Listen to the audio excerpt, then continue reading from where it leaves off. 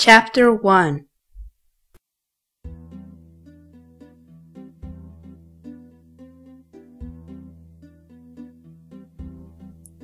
A month or two later. It was a Saturday. Like usual, I slept in until 10 or so and then watched cartoons for another hour. I was pretty lazy on weekends. I was on my own at home since my parents had taken my brother, Kevin, to a zoo in Tucson. I don't know why I didn't go. Maybe I wanted some time alone, or maybe it was fate, considering what happened next. After nearly a dozen episodes of various cartoons, I glanced up at the clock and decided that I may as well change out of my PJs. I got up, stretched, and then went to see what clean clothes I had. I rummaged through my dresser, eventually pulling on my favorite pair of jeans and a slightly wrinkled, light blue t-shirt. I didn't bother putting on shoes and headed out onto the back patio, cracking open the book I was currently reading. It was so long ago that I don't even remember what it was called. At a guess, I'd say it was some sort of fantasy book. The day was overcast, with a cool breeze blowing off the nearby mountains. It helped to ease the blazing heat of the Arizona summer. I looked up from my book at the sound of a distant voice. I glanced around the yard, thinking that one of my neighbors had decided to look over the fence, but my yard was just as boring as always. Aside from a small, peanut-shaped patch of yellow grass, there was nothing but reddish pebbles to fill the space.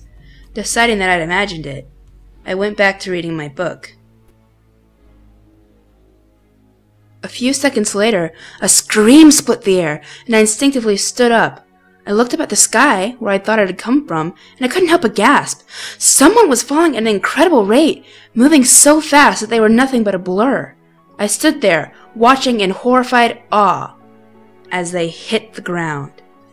The impact made a sound not unlike a cannon, and it sent the rocks in my yard flying in all directions. I was too shocked to do anything but shield myself, and even when it was over, I was so dazed I almost forgot to breathe. When I finally regained my head, I wasted no time scrambling towards the figure. There was a bare patch of ground around them, where the rocks had been completely stripped from the ground and piled in other places around the yard. I hesitated when I reached the figure, a boy about my age, around 13, almost 14, and listened for an angry shout from either of my neighbors. Hearing none, I crouched next to the boy. How they didn't hear the blast, I don't know. Maybe they weren't home at all, or they thought it was the cannons that were used every morning on post. The boy wasn't moving, and I wasn't surprised. Nobody could survive a fall like that.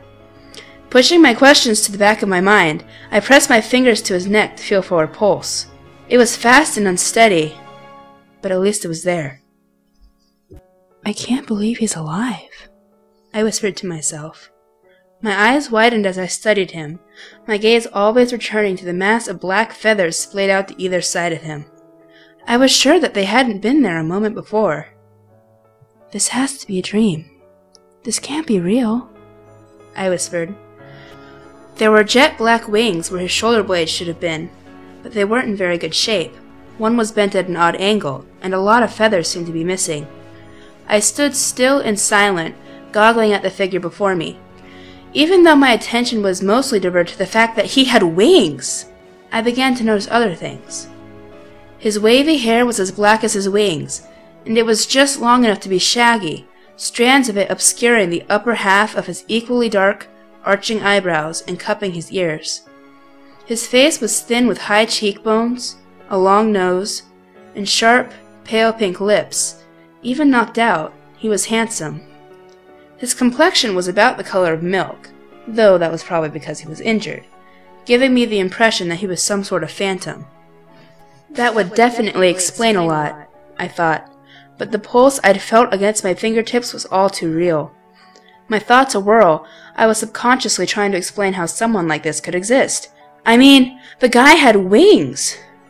If I didn't know any better, I'd say he was a... Stop. This isn't the time for that. He's hurt, so do something, I urged myself silently. He was covered in cuts and burns, a fact I'd somehow missed at first glance. Some had healed slightly, though most were still oozing. Not knowing what else to do, I left him where he was. I thought it'd be dangerous to move him, and went back inside the house. I rummaged through the kitchen medicine cabinet, eventually taking out something that said it stopped infection, and several band-aids. I didn't really think the band-aids would help much in this situation, but they were better than nothing. I went back outside and carefully started to examine his cuts.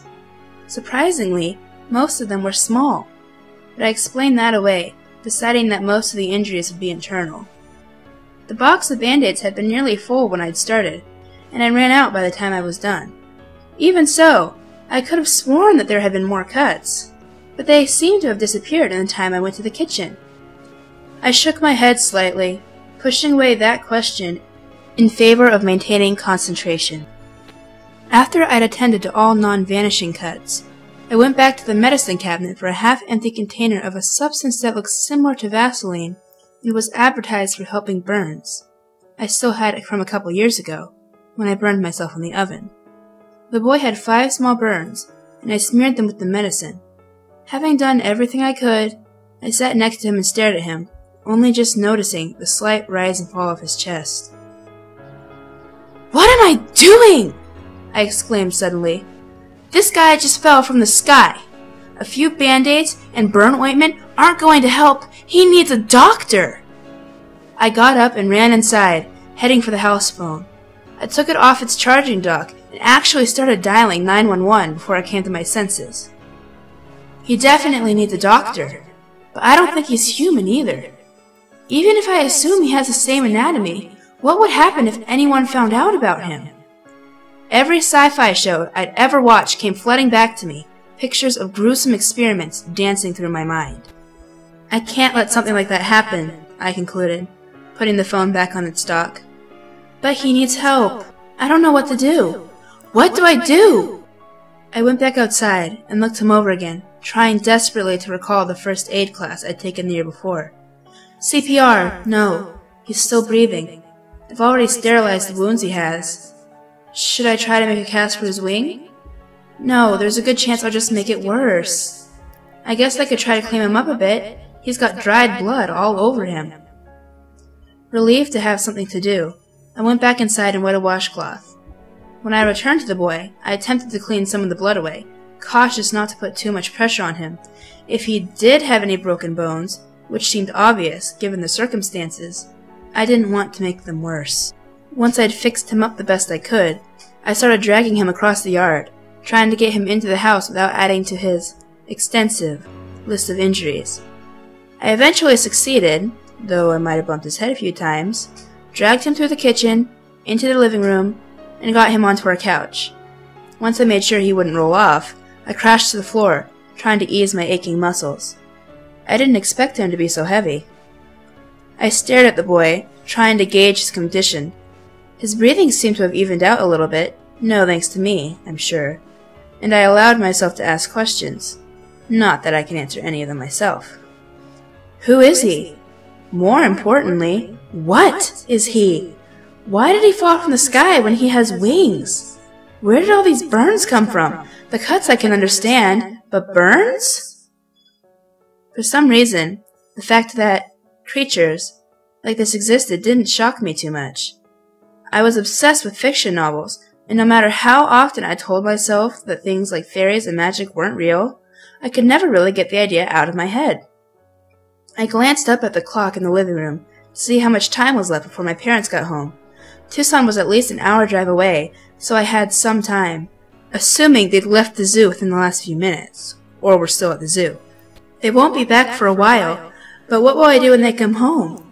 Who knows what my parents will do if they find out about him? They might turn him over to the government, or something like that. The minutes were ticking away until my parents' arrival, and I still didn't have any way of keeping the boy a secret from them. I could hide him in my room, I contemplated.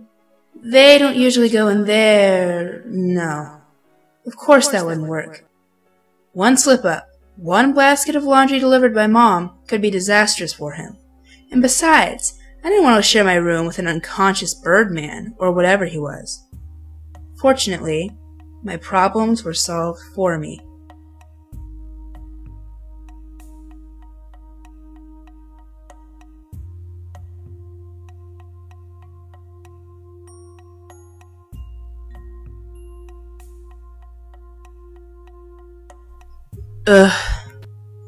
The boy opened his eyes, which were a piercing purple. His gaze wandered around the room, and the more he saw, the more confused he seemed to become. Then he noticed me. He gasped and scrambled away, practically tripping over himself as he desperately tried to distance himself from me. Once he gained his feet, he automatically screeched in pain and fell back onto the couch. Before he could try to get up again, I planted my hands on his chest and held him down. He seemed to be pretty weak, because he couldn't shake me off. Of course, he did just fall out of the sky, so that was to be expected. I didn't know who this guy was, what he was, or if he could understand English, but I had to do something. He'll end up hurting himself if he keeps struggling. "I'm not going to hurt you," I said quietly, hoping my tone of voice would communicate the message. He seemed to calm down a bit, but he was still trying to twist out of my grip. Now that he was awake, I was starting to notice things I hadn't before. His muscles, for instance, and how soft his skin was. I glanced at his face for a moment, and his eyes met mine, both of us going still as we studied each other. It didn't last very long, because he looked away almost immediately. It might have been my imagination, but I think he was blushing. When he remained still, I cautiously got off of him, half expecting him to get up again. When he didn't, I stood up and took a few steps back, giving him some space. He shakily sat up, wincing as he did. He looked around the room again, and then returned his gaze to me. Even though he must have been confused or worried, his face was practically deadpan. For the next few minutes, all we did was stare at each other. I could practically feel the glow entering my cheeks. "Where am I?" he asked at last. Apparently, he could speak English, and pretty good English at that. He didn't have a foreign accent or anything, so if I didn't know any better, I would have said he was American. "My house," I told him. "Who are you?" "My name's Caroline. Caroline Heathersby." "Does anyone else know I'm here?" he asked, his voice breaking slightly and his eyebrows sliding together. "So he is worried." "No, I'm alone.